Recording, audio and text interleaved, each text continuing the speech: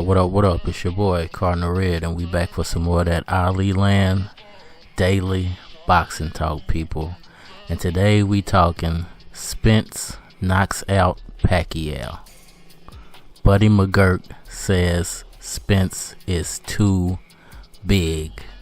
And the background footage is me just rolling around the neighborhood, man, on my Coleman CK go-kart with the Predator 212 motor that I built and put onto the go-kart.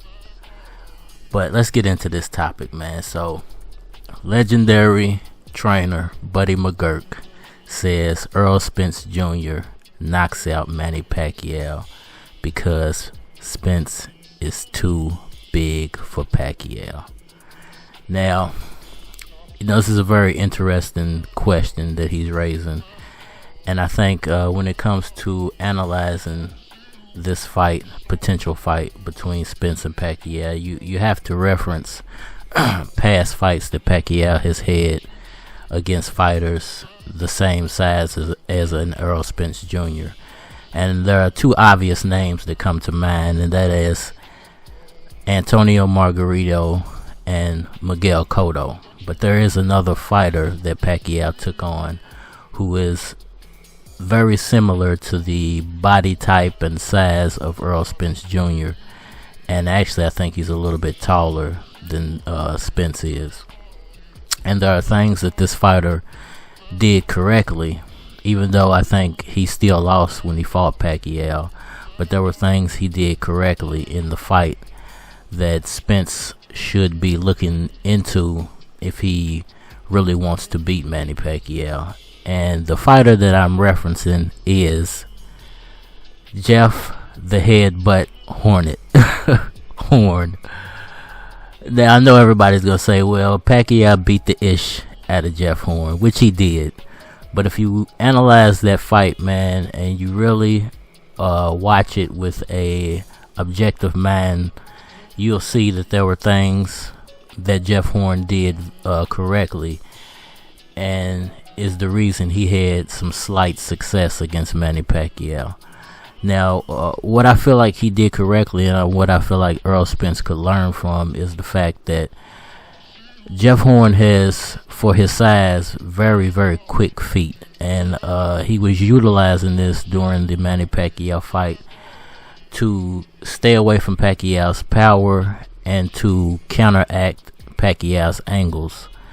As Pacquiao was trying to turn him, his footwork kept him away from Pacquiao's power hand. And on top of that, he was bullying Pacquiao the entire fight. Basically, what I mean by he was bullying him is he would come in. Now, most fighters would come in with a jab, or they would throw some type of distracting punch to, basically just distract the fighter and then tie him up. But what Jeff Horn was doing in a very bullying style was he was leading with his head, and then after he would headbutt Pacquiao, he would tie his arms up and just batter him to the body and to the head. Now, I think this is why in the judges' eyes, for some reason, they thought Pacquiao lost that fight.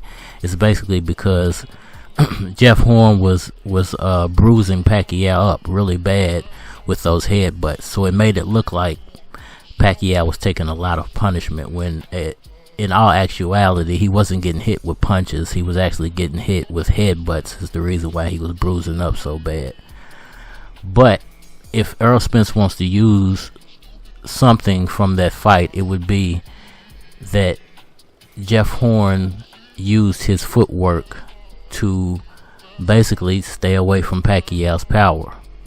Now, I don't think Errol Spence is the type of fighter, and if you watch that Danny Garcia fight, he actually caught a headbutt in that fight, and he didn't seem like he took the headbutt very well. So I don't think he's the type of fighter who will be leading with his head, because I think there was a chance that he might do some damage to himself by trying to headbutt Pacquiao, because Pacquiao, he has a large head, and I think he's able to take a lot of damage to the head because his head is so large.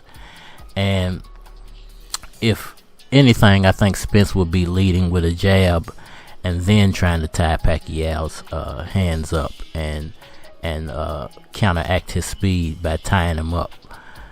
Now, in my eyes, Errol Spence has very, very, very sloppy footwork. So if there was one thing he's really going to have to work on in preparation for a potential Manny Pacquiao fight is his footwork, because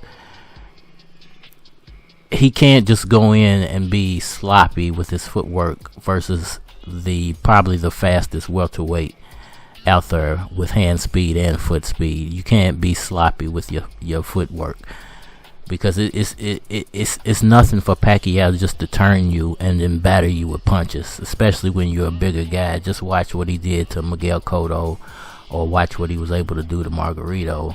Now, I know he's a few years older, and stamina could play an issue. He might we haven't seen him in over a year, so we don't know the actual version of Pacquiao that we're gonna get.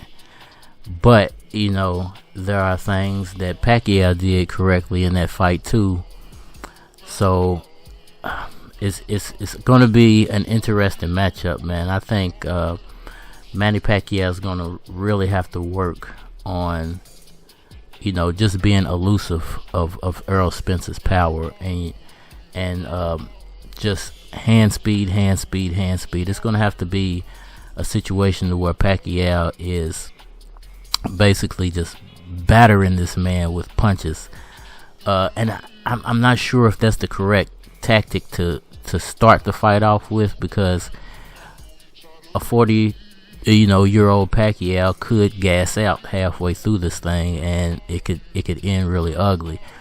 So I would think that Pacquiao would have to come in and maybe box him for 2, 3, 4 rounds, then start to berate him just with punch after punch after punch.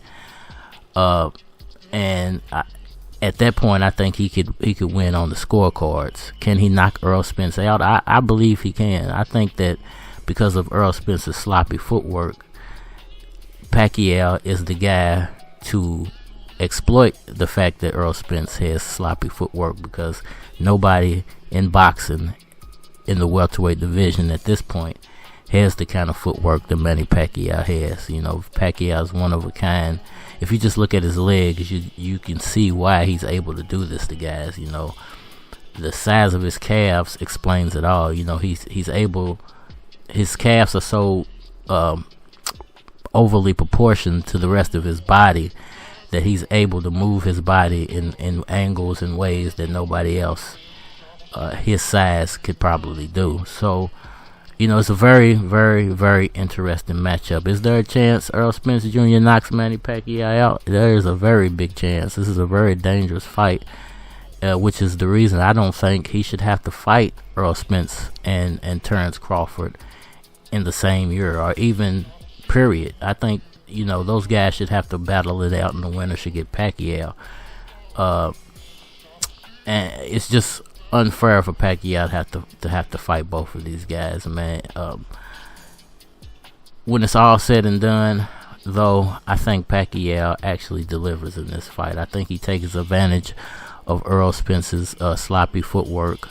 I think Pacquiao still has what it takes to beat both of these guys. I think Pacquiao can actually unify these titles. It's going to take a lot, man. With so much on his plate, the mandatory, you guys, the Conor McGregor fight, Terrence Crawford wanting to fight. How much can you throw on this man's shoulders? Really. Let me know what y'all think down in the comment section, man. Does Errol Spence Jr. knock out Manny Pacquiao? Or does the Pac-Man overwhelm Spence Jr. with a parade of punches? As always, hit that like button for me. Please subscribe. Tell your friend, tell your dog, tell your cat about Ali Land, Boxing Talk, and Cardinal Red. Trying to grow this platform as big as we can get it. And with your help, man, we can accomplish that. As always, it's your boy. Believe in yourself. Follow your dreams. And we are out of here.